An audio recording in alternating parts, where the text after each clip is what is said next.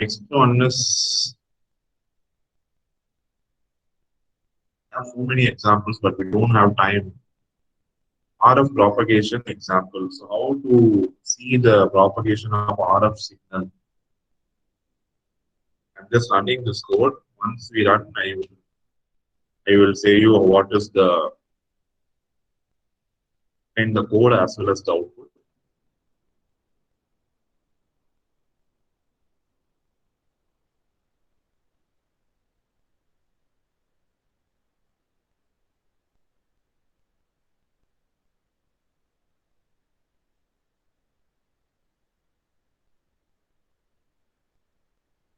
It is actually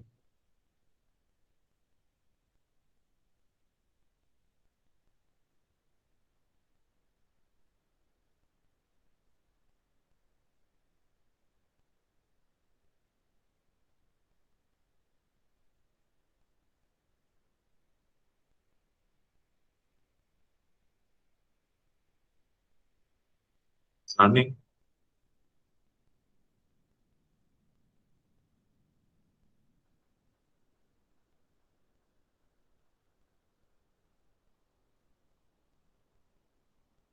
And we got the answer. It's a numerical answer.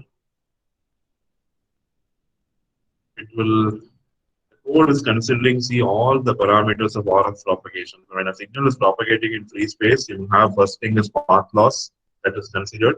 That is the code for path loss is given here by Fry's transmission formula. Then in case the rain is coming, that code is given here for rain loss, how much absorption is caused by the rain.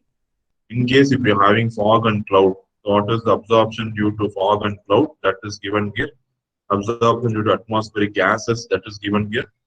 Then you are adding all the loss and you're summing it up and saying that this is the path loss for my model. Okay. Maybe if you have a lives, we'll see if we are getting the path loss individual outputs.